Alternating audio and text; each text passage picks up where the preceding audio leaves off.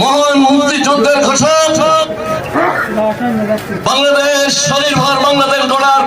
নায়ক, বীর উত্তম শহীদ রাষ্ট্রপতি জিয়াউর রহমান সাহেব তথা বাংলাদেশে নির্বাচিত তিনবারের প্রধানমন্ত্রী, আপসীন নেত্রী, দেশ নেত্রী,